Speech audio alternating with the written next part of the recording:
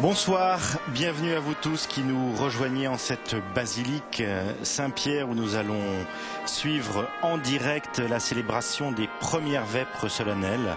C'est aujourd'hui le début de la fête que nous célébrerons demain, 1er janvier, fête de Sainte Marie, Mère de Dieu. Et vous le savez que traditionnellement, c'est avec l'office des vêpres, célébré la veille au soir, que commence la célébration de cette fête de Sainte Marie, Mère de Dieu. C'est la dernière grande célébration présidée par le pape Benoît XVI qui clôture donc cette année 2010 et au cours de cet office des vêpres, un temps d'adoration du Saint-Sacrement suivra la prière des psaumes et puis le Te Deum, chant d'action de grâce, sera chanté par l'ensemble des pèlerins et de ses fidèles rassemblés ici dans cette basilique Saint-Pierre à Rome. Vous le savez, cet office du soir signifie la centralité de la prière dans la vie de l'Église. Et nous allons, au cours de cette célébration, rendre grâce pour cette année qui s'achève et pour demander aussi que cette nouvelle année soit un signe de paix. Nous porterons dans notre prière tout spécialement les victimes des attentats anti-chrétiens. Le Saint-Père a utilisé le mot christianophobie ces derniers jours, que ça soit en Irak ou encore plusieurs attentats ont fait des victimes ces jours derniers à Mossoul et à Bagdad, et puis aussi à travers tous ces pays d'Afrique. Nous prierons au cours de cette célébration pour ces martyrs de la foi. Nous prierons aussi en rendant grâce pour cette année qui s'achève.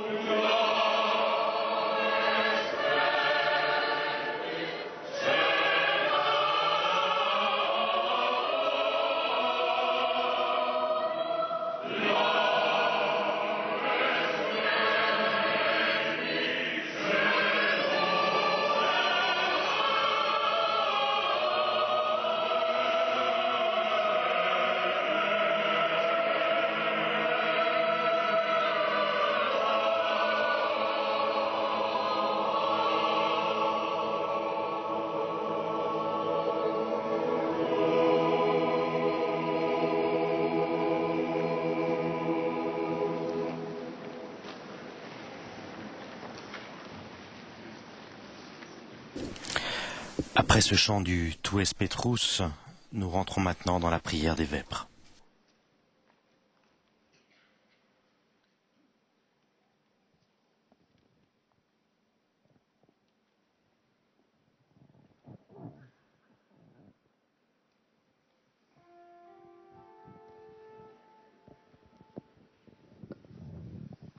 Deus in adiutorium meum intende.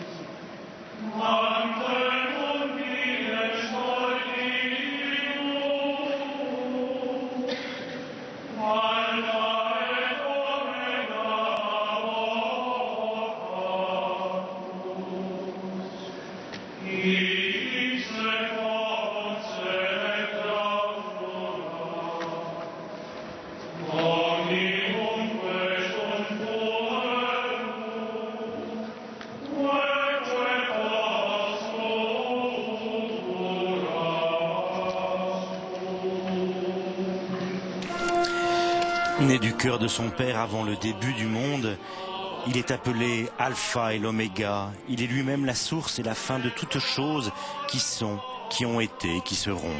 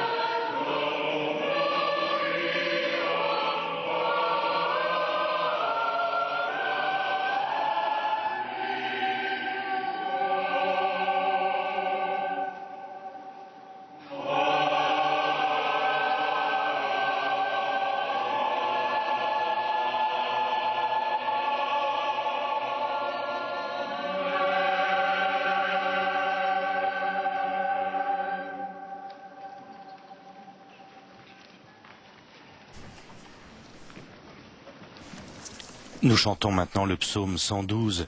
Louez, serviteurs du Seigneur, louez le nom du Seigneur, béni soit le nom du Seigneur maintenant et pour les siècles des siècles. Du levant au couchant du soleil, loué soit le nom du Seigneur.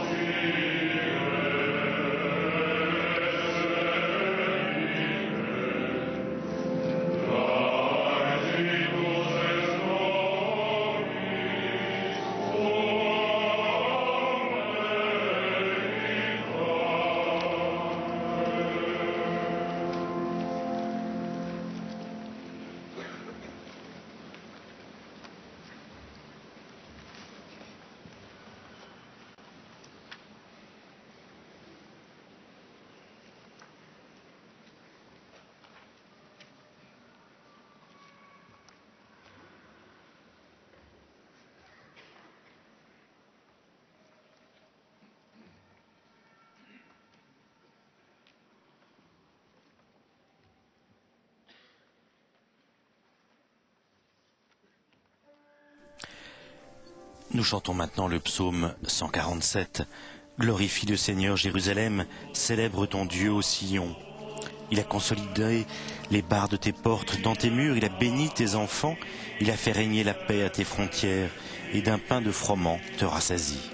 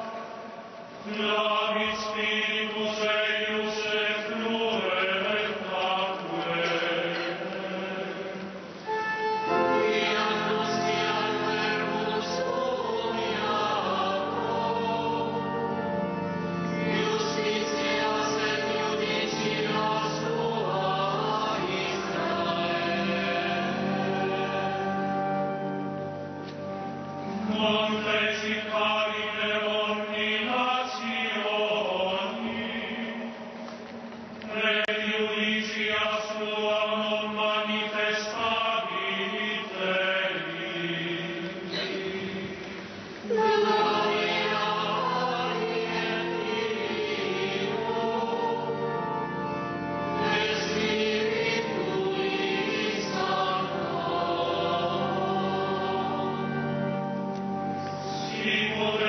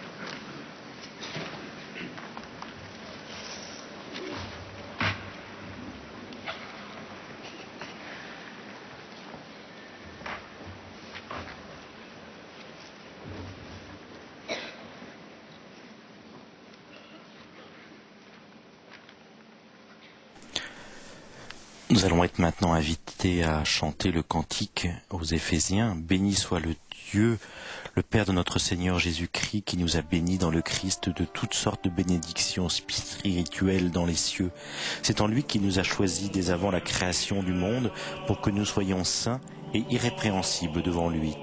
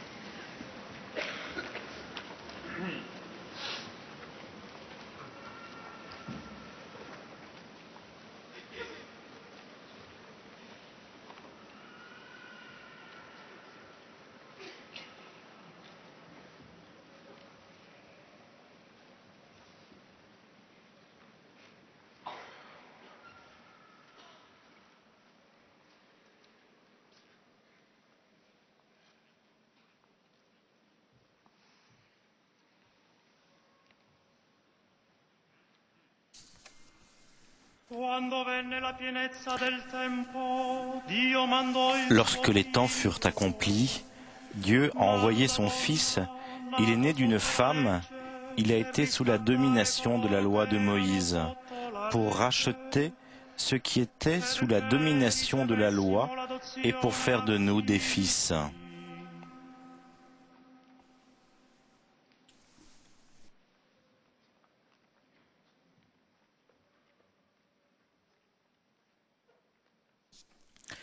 Après avoir entendu cette lecture brève de la lettre aux Galates, nous allons maintenant entendre le Saint-Père nous donner sa méditation, son homélie en cette célébration ici à Saint-Pierre des Vêpres. Cari fratelli e sorelle, al termine di un anno À la fin d'une année, nous nous retrouvons ce soir dans la basilique Vaticane pour célébrer les premiers vêpres de la solennité de Marie très sainte, Mère de Dieu, et élever un hymne de rendement de grâce au Seigneur pour les innombrables grâces qu'il nous a données, mais aussi et surtout pour la grâce en personne, c'est-à-dire pour le don vivant et personnel du Père, qu'est le Fils, son Fils bien-aimé, notre Seigneur Jésus-Christ.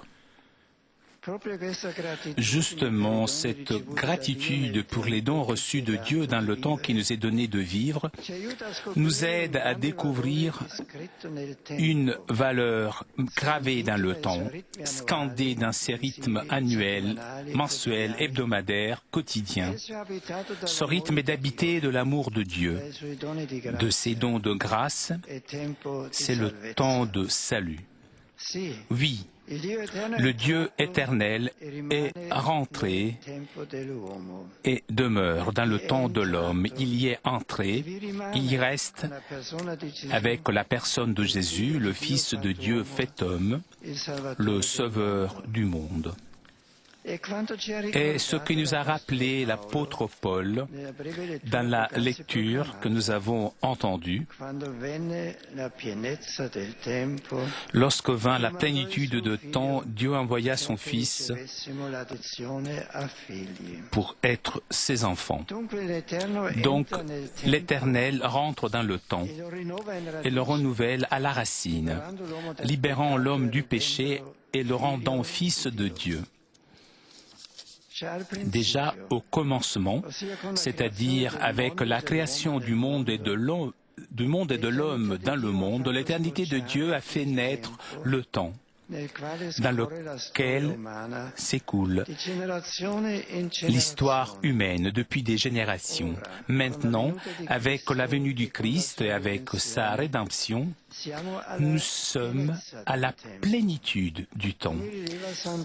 Comme fait remarquer saint Paul, avec Jésus, le temps devient plein, c'est-à-dire arrive à son accomplissement, acquérant cette signification de salut et de grâce par lequel a été voulu de Dieu avant de la création du monde.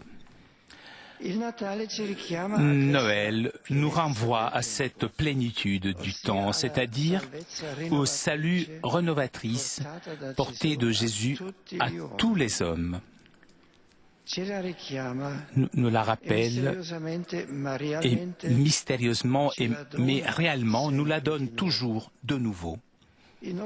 Notre temps humain est, oui, chargé de maux, de souffrances, de drames en tout genre, des drames provoqués par la méchanceté des hommes et ceux qui viennent des funestes événements naturels, mais qui renferment désormais de manière définitive et ineffaçable la nouveauté joyeuse et libératrice du Christ Sauveur. Justement, dans l'enfant de Bethléem, nous pouvons contempler de façon particulièrement lumineuse et éloquente la rencontre de l'éternité avec le temps, comme aime s'exprimer la liturgie de l'Église. Noël nous fait retrouver Dieu dans sa chair humble et faible d'un enfant. Il n'y a peut-être pas là une invitation à retrouver la présence de Dieu et de son amour qui donne le salut, même dans les courtes et travaillées heures de notre vie quotidienne. Ce n'est peut-être pas une invitation à découvrir que notre temps humain, même dans les moments les plus difficiles et lourds, est incessamment enrichi des grâces de Dieu, même de la grâce qu'est le Seigneur lui-même. À la fin de cette année 2010, avant d'en livrer les jours et les heures à Dieu et à son jugement juste et miséricordieux, je ressens plus vif dans mon cœur le besoin d'élever notre merci à lui et à son amour pour nous. Dans ce climat de reconnaissance, je voudrais adresser une salutation particulière au cardinal vicaire, aux évêques auxiliaires, aux prêtres, aux personnes consacrées, ainsi qu'aux fidèles laïcs ici présents. Je salue Monsieur le maire et les autorités ici présentes, avec un souvenir particulier à tous ceux qui sont en difficulté et qui passent parmi des difficultés et des souffrances ces jours de fête. À tous et à chacun, j'assure ma pensée chaleureuse que j'accompagne avec ma prière. Chers frères et sœurs, notre Église de Rome est engagée à aider tous les baptisés à vivre fidèlement la vocation qu'ils ont reçue et à témoigner la beauté de la foi. Pour pouvoir être des disciples authentiques du Christ, une aide essentielle nous vient de la méditation quotidienne de la parole de Dieu qui, comme j'ai écrit dans mon exhortation apostolique Verbum Domini, est à la base de toute spiritualité chrétienne authentique. Pour cela, je voudrais encourager tout le monde à cultiver un rapport intense avec elle, et tout particulièrement grâce à la Lectio Divina, pour avoir cette lumière nécessaire à comprendre les signes de Dieu dans le temps présent et à proclamer efficacement l'Évangile. Même à Rome, en effet, il y a de plus en plus besoin d'une annonce de l'Évangile renouvelée, afin que les cœurs des habitants de notre ville s'ouvrent à la rencontre avec cet enfant qui est né pour nous, avec le Christ, Rédempteur de l'homme. Puisque, comme rappelle l'apôtre Paul, la foi vient de l'écoute, et l'écoute concerne la parole du Christ. Une aide utile en cette action évangélisatrice peut venir, comme déjà expérimenté lors de la mission de la ville en préparation au grand jubilé de l'année 2000. Cette préparation peut venir par les centres d'écoute de l'Évangile, centres que j'encourage à faire renaître ou à renforcer, non seulement dans les immeubles, mais aussi dans les hôpitaux, dans les lieux de travail, et dans les lieux où se forment les nouvelles générations et où l'on élabore la culture. Le Verbe de Dieu, en effet, s'est fait chair pour tous, et sa vérité est accessible à chaque homme et à toute culture. J'ai appris avec plaisir de l'engagement du vicariat, de l'organisation des dialogues dans les cathédrales, dialogues qui se tiendront dans la basilique de Saint-Jean à Latran. Ces rendez-vous expriment le désir de l'Église de rencontrer tous ceux qui sont à la recherche des réponses aux grandes questions de l'existence humaine. Le lieu privilégié de l'écoute de la parole de Dieu est la célébration de l'Eucharistie.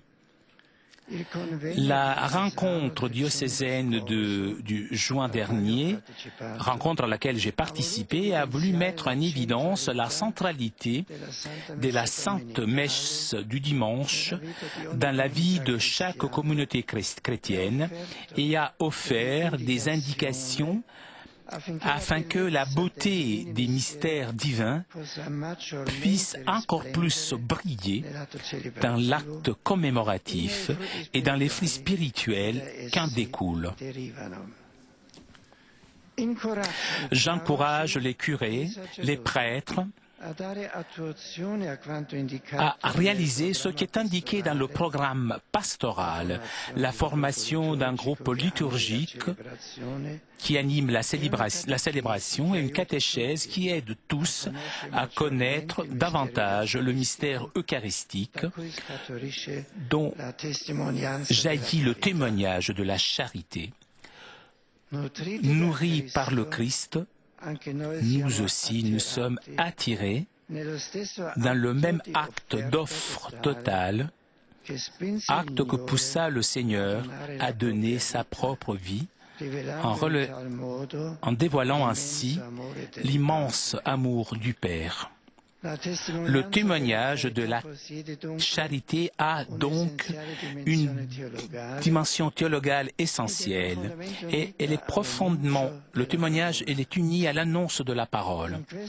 Dans cette célébration de rendement de grâce à Dieu pour les dons reçus tout le long de cette année, je rappelle tout particulièrement la visite que j'ai réalisée au centre de la Caritas à la station Termini de Rome où, grâce au service et au dévouement généreux de nombreux volontaires, beaucoup d'hommes et de femmes peuvent toucher de leurs mains l'amour de Dieu. Le moment présent génère un cœur des inquiétudes pour la précarité dans laquelle se trouvent beaucoup de familles et demande à toute la communauté diocésaine d'être proche de ceux qui vivent dans des conditions de mal-être et de pauvreté. Dieu, amour infini, que Dieu enflamme le cœur de chacun d'entre nous avec cette charité que le poussa à nous donner son Fils unique. Chers frères et sœurs, nous sommes invités à regarder l'avenir et à le regarder avec cette espérance qui est la parole finale du Te Deum.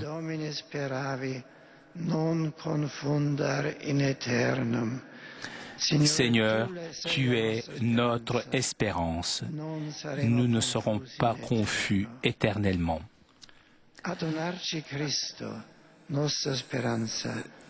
Celle qui nous donnera le Christ, notre espérance, c'est toujours elle, la Mère de Dieu, Marie, très sainte. Comme déjà au berger et au roi mage, ses bras et encore plus son cœur continuent d'offrir au monde Jésus, son Fils et notre Sauveur. Toute notre espérance est en lui, puisque de lui sont venus pour chaque homme le salut et la paix. Amen.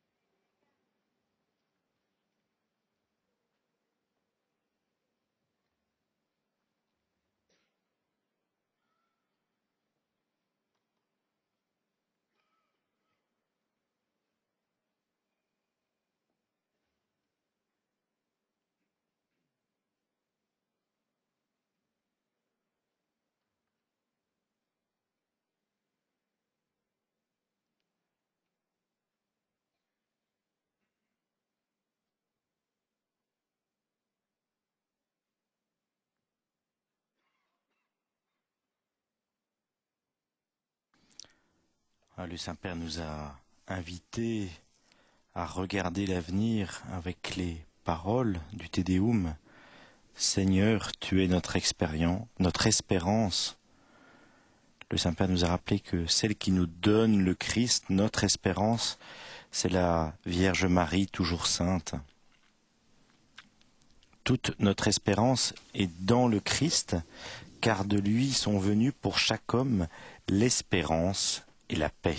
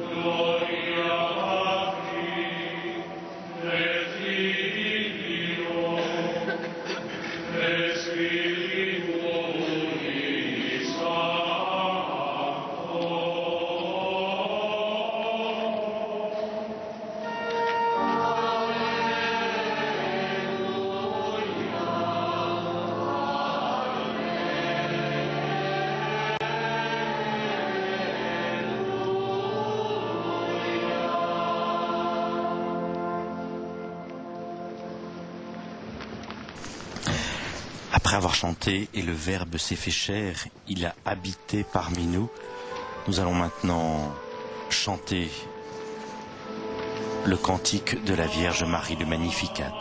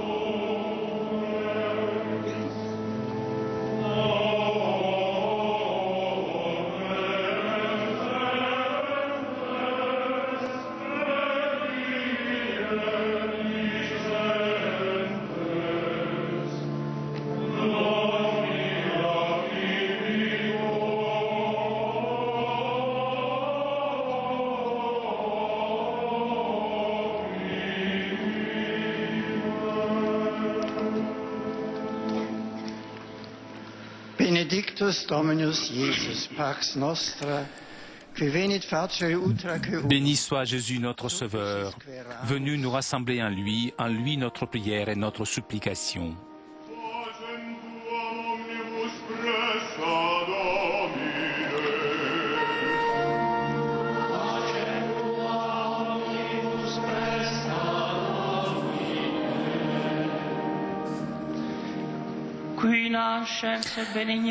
Ta naissance a relevé aux hommes de quel amour tu les aimes. Garde-nous dans l'action de grâce. Da nobis in gratiarum actione semper manere pro universis benedicis tuis.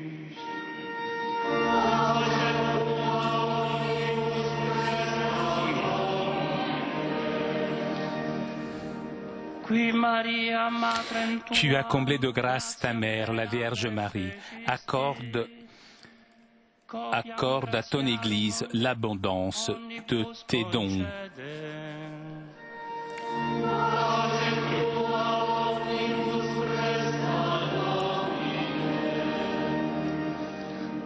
Qui Evangelium Dei venisti mundo nuntiare. Tu es venu annoncer au monde ce pardon et sa délivrance. Multiplie le nombre de ceux qui t'écoutent.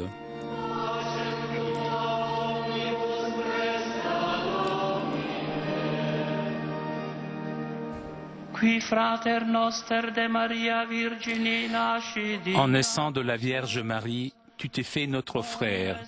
Enseigne aux hommes à s'aimer les uns les autres.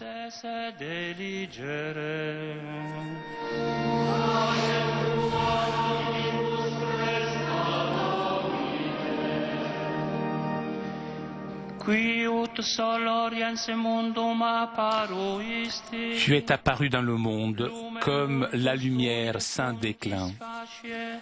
Que nos frères défunts te voient face à face.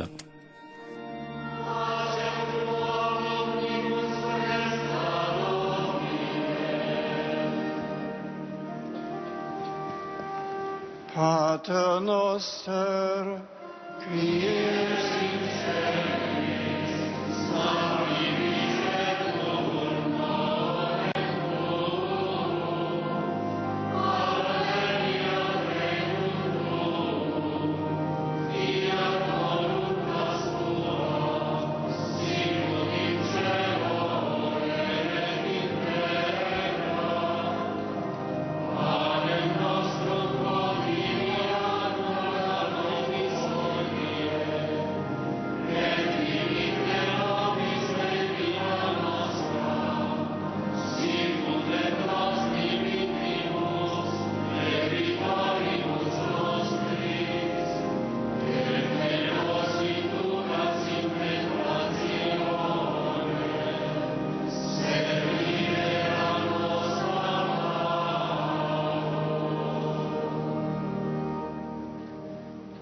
Deus, qui salutis aeterne, Beate Maria Virginitate fecunda, humano ceneri premia prestitisti, tribue quesumus, ut ipsam pro nobis intercedere sensiamus, per quam eruimus filium tuum actorum vitae suscipere, qui tecum vivit regnat in unitate Spiritus Sancti Deus, per omnia saecula saeculorum.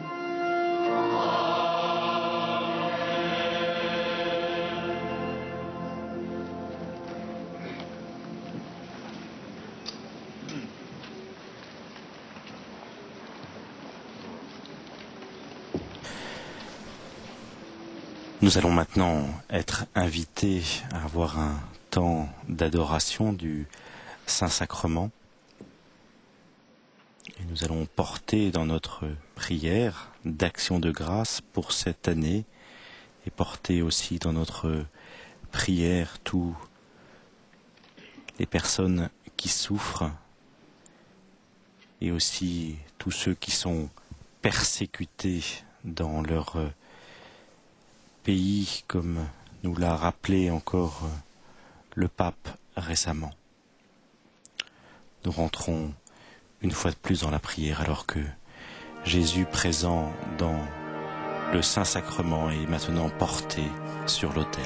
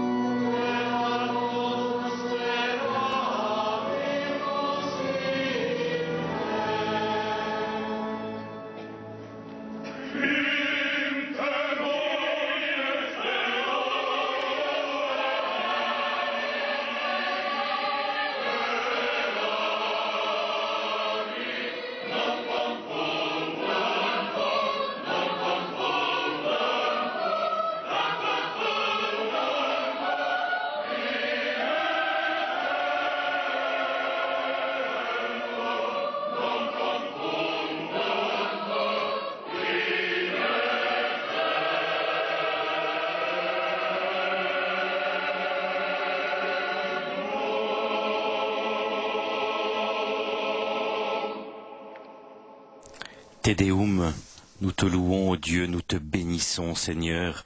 Toute la terre t'adore, ô Père éternel. Tous les anges, les cieux et toutes les puissances, les chérubins et les séraphins s'écrient sans cesse devant toi. Saint, Saint, Saint est le Seigneur, le Dieu des armées.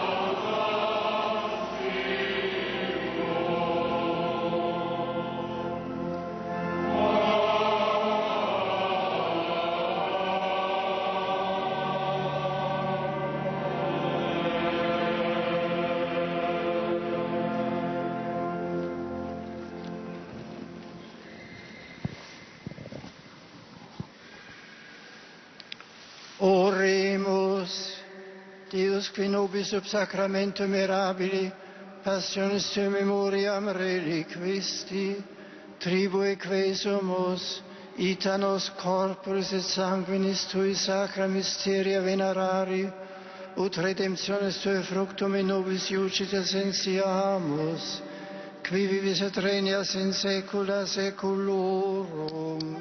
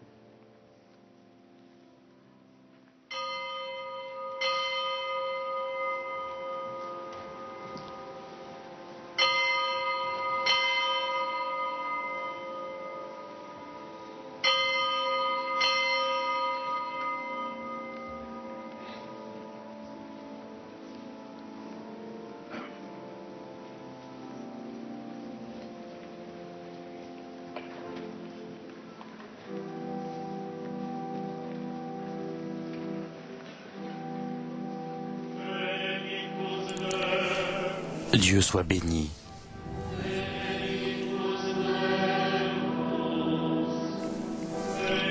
Béni soit son saint nom.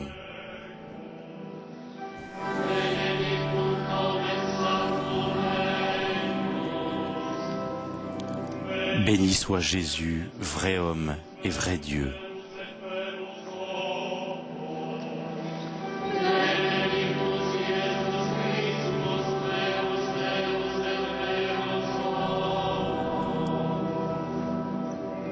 Béni soit le nom de Jésus.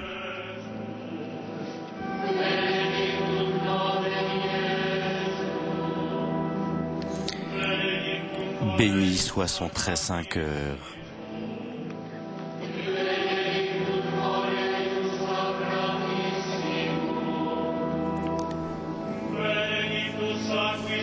Béni soit son très précieux sang.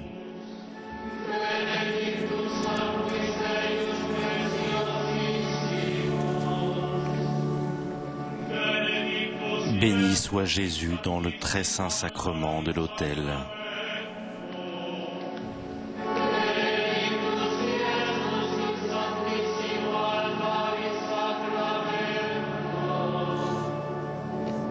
Béni soit l'Esprit Saint consolateur.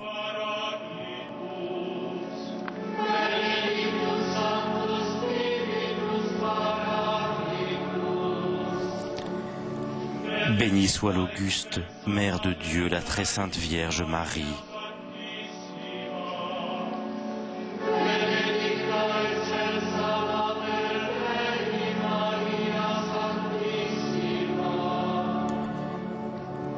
Béni soit sa sainte et immaculée conception.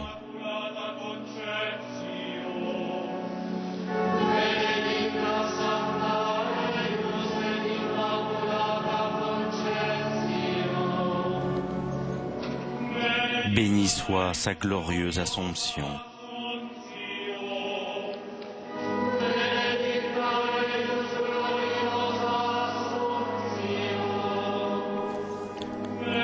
Béni soit le nom de Marie, Vierge et Mère.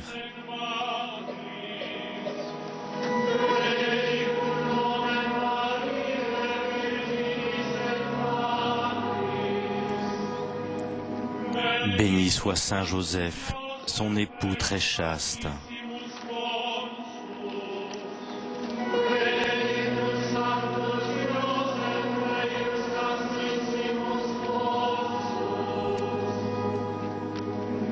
Béni soit Dieu dans ses anges et dans ses saints.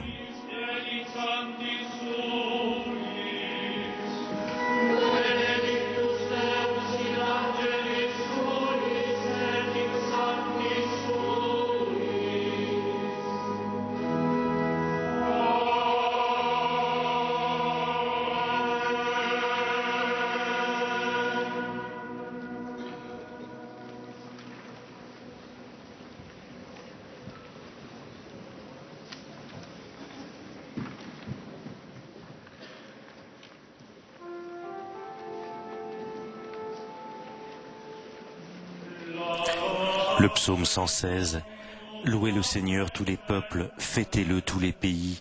Son amour envers nous s'est montré le plus fort, éternelle est la fidélité du Seigneur.